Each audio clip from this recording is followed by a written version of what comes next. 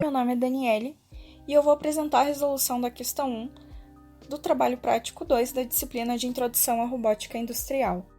Bom, a questão 1 diz respeito ao manipulador paletizador, onde primeiro a gente tem o objetivo de encontrar um modelo matemático, que define esse tipo de manipulador através da cinemática inversa e usando o método geométrico. E por fim, a gente também quer encontrar o volume de trabalho, a partir das equações que a gente vai obter e usar os valores das dimensões e dos parâmetros limites que foram dados pelo exercício. Bom, então como estratégia, para resolver essa questão, a gente realizou a análise, de todos os ângulos que poderiam estar presentes, no robô, e a gente fez algumas modificações nessa imagem ao lado. Então, para a gente poder, conseguir entender e facilitar a aplicação do método geométrico.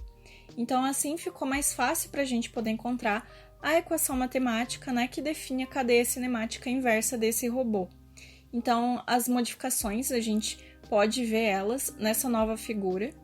E aqui a gente tem as coordenadas, que adotamos. Então, o eixo Z está para cima, o eixo X para a esquerda e o eixo Y está projetado aqui, na origem.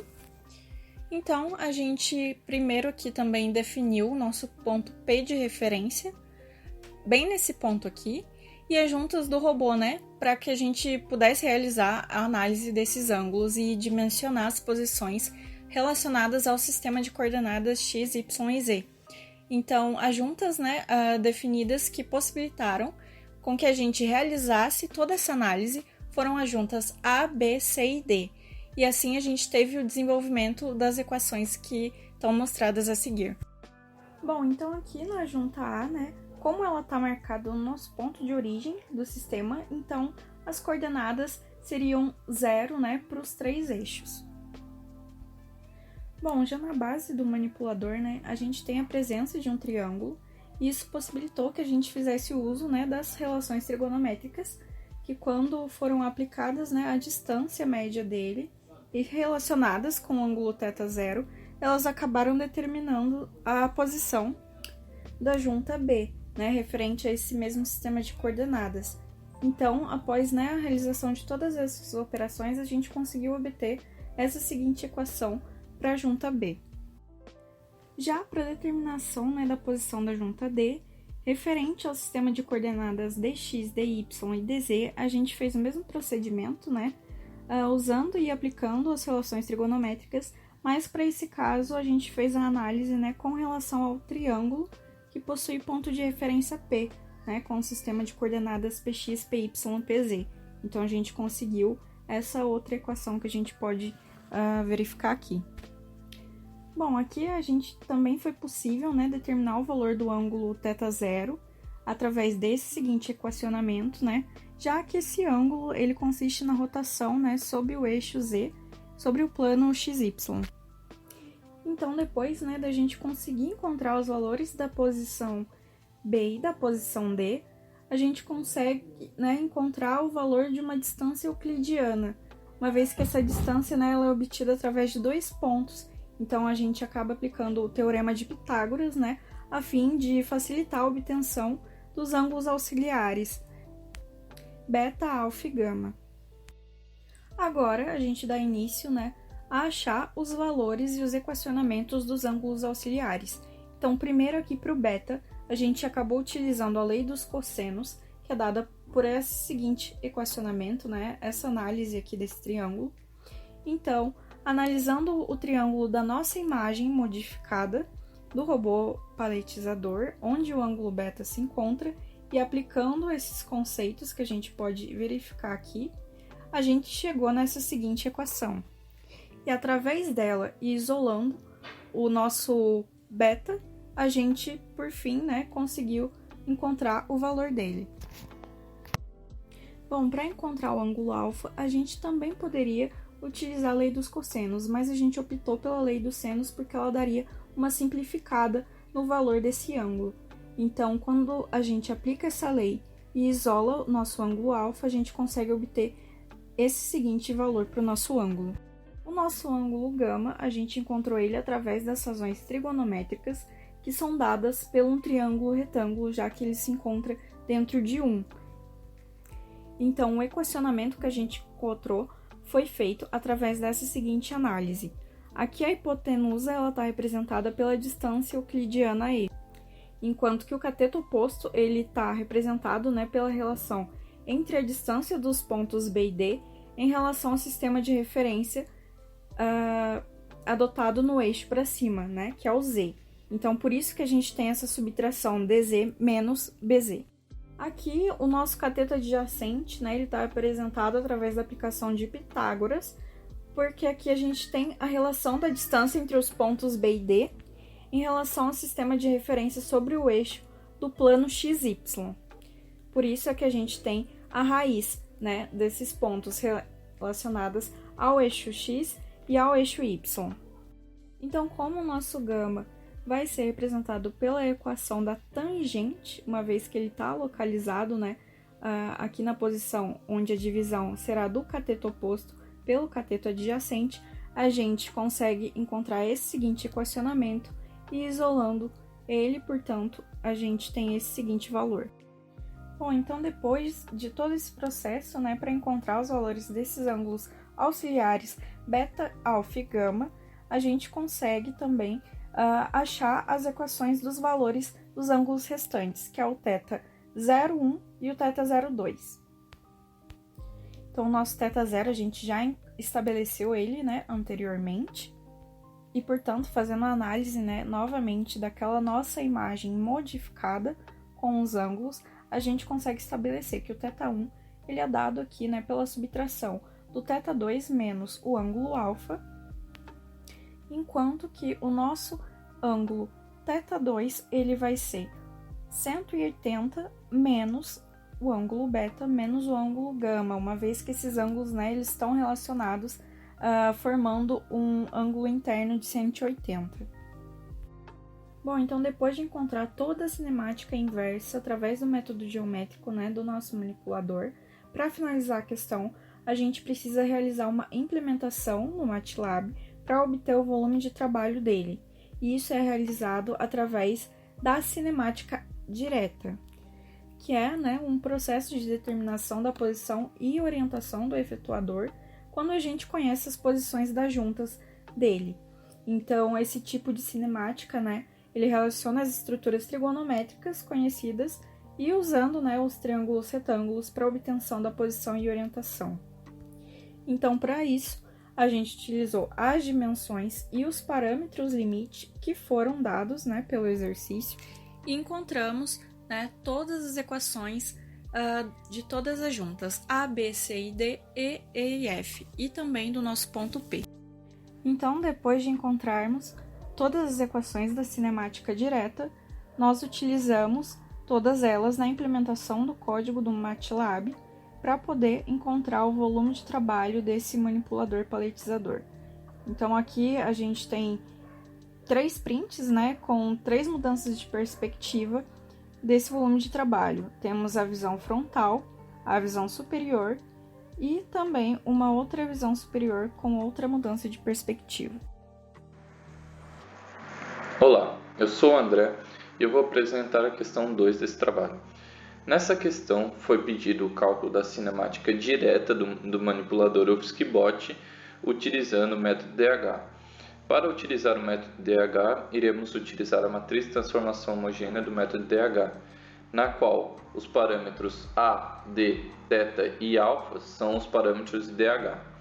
Primeiramente, é necessário realizar a definição de referenciais para as juntas do manipulador.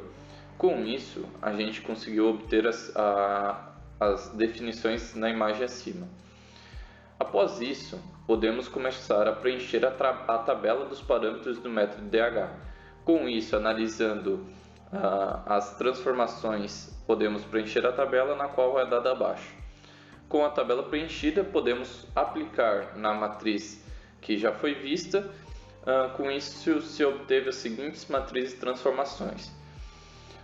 Para obter a matriz de transformação homogênea do ponto inicial até o ponto final, podemos multiplicar todas as matrizes de transformações encontradas anteriormente, na qual obtivemos a seguinte matriz de transformação homogênea.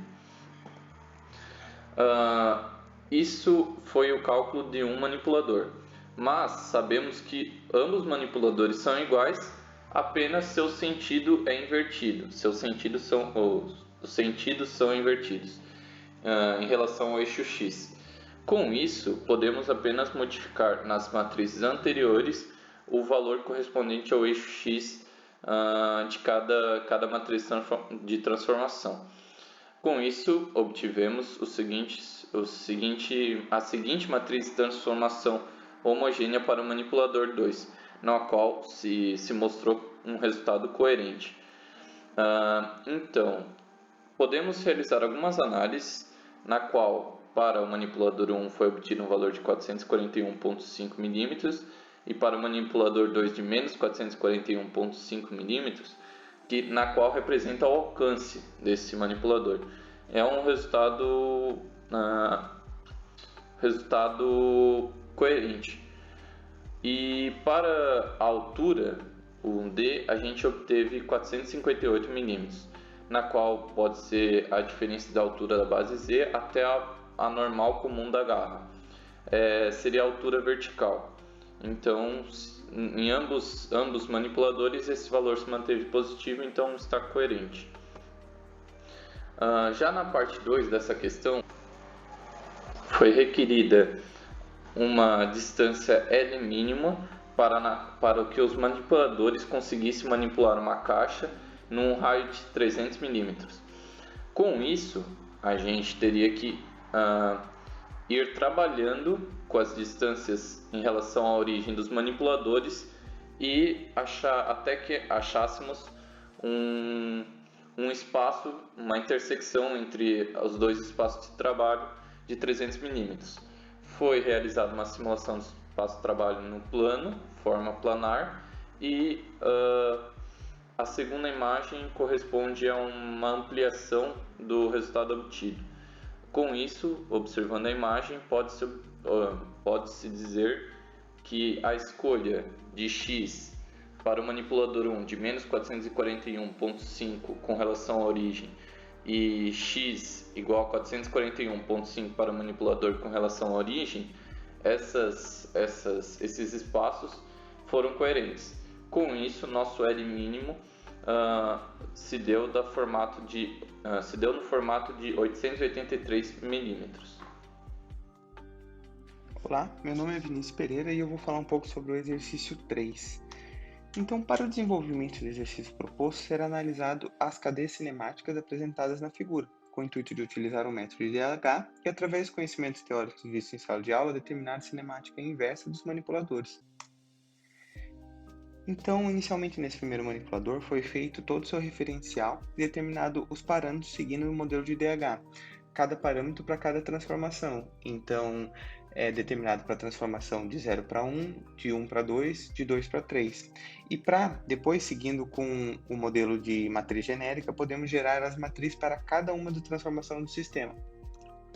Então, geramos a matriz para a transformação de 0 para 1, de 1 para 2, de 2 para 3, e com isso conseguimos gerar também a matriz inversa da transformação de 0 para 1.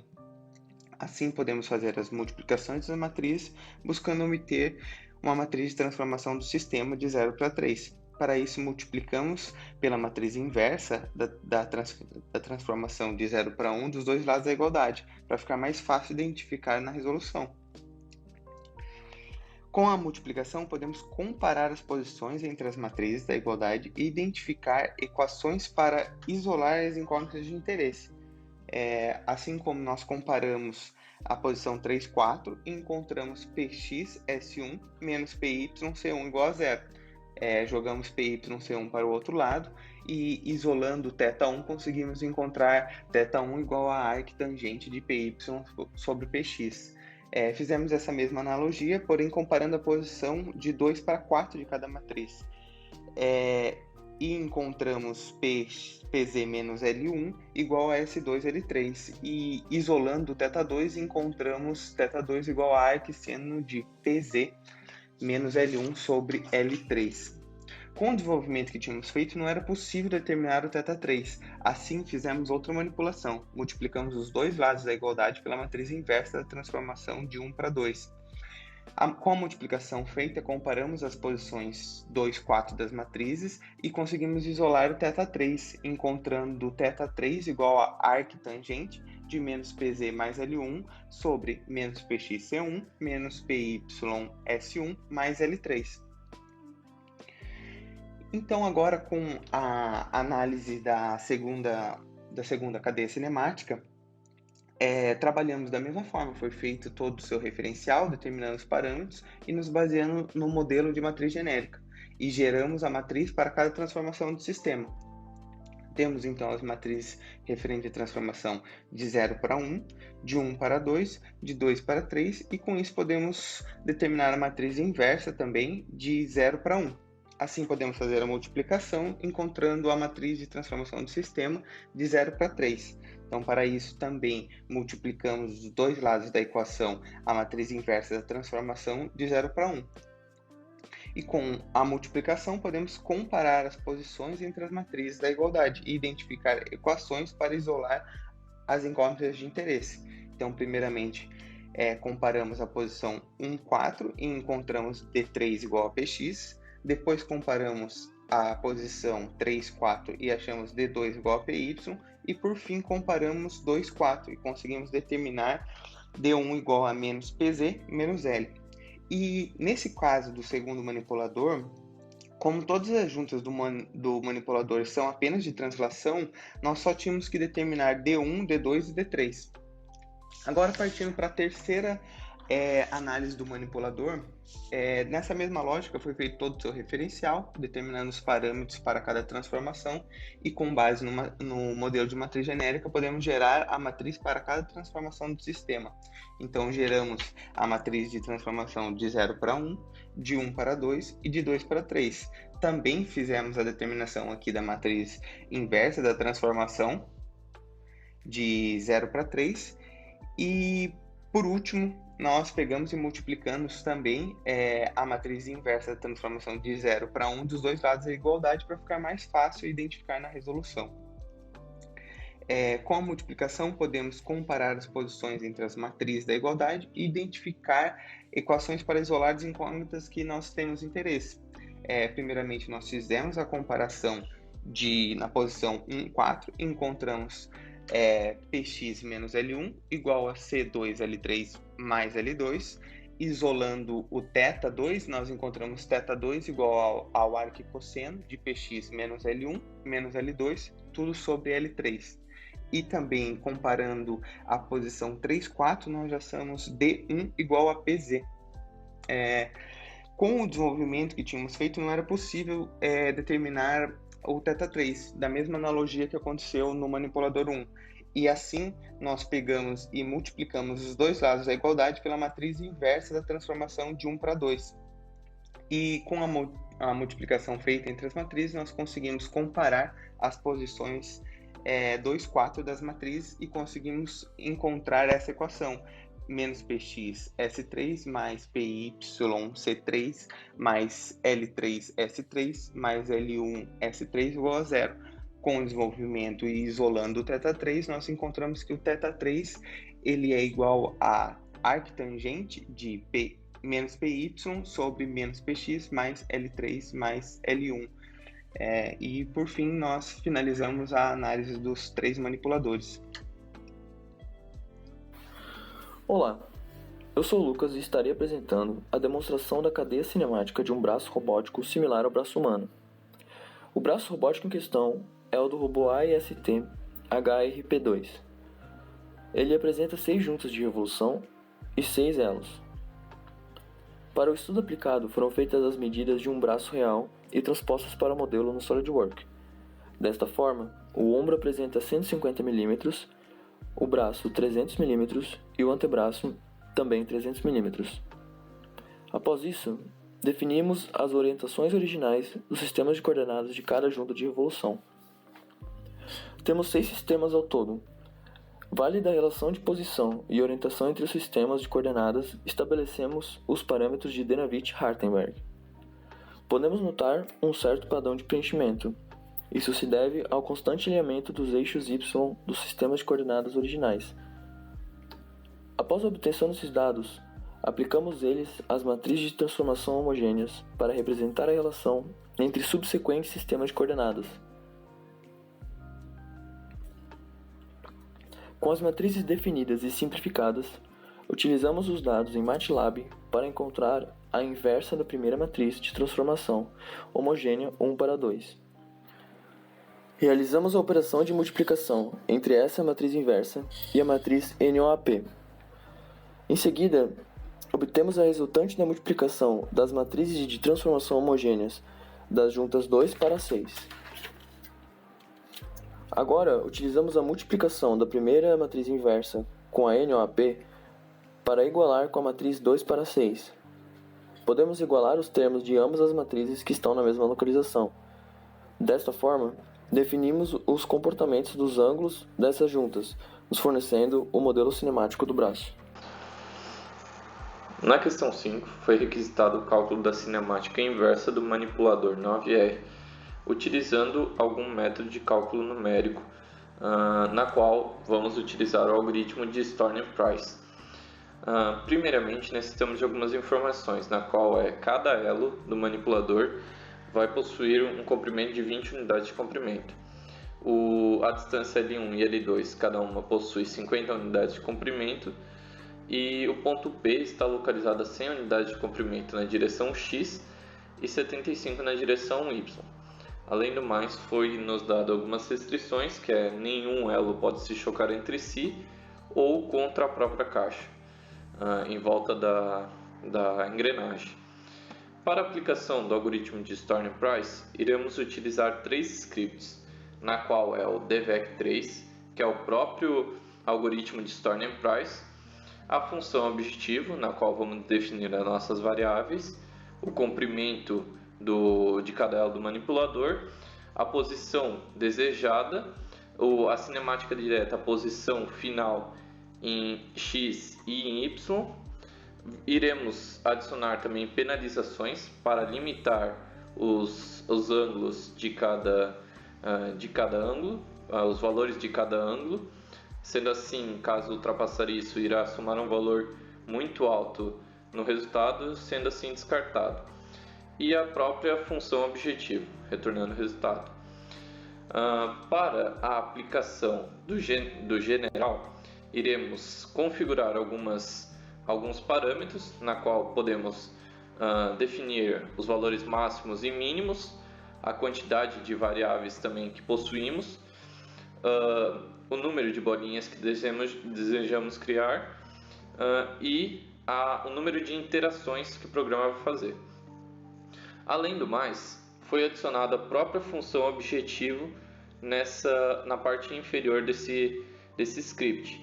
Além do mais, foi plotado linhas e bolinhas para a melhor visualização do mecanismo, do funcionamento do mecanismo, na qual é dado na imagem no lado, sendo assim confirmando que o resultado proposto foi correto.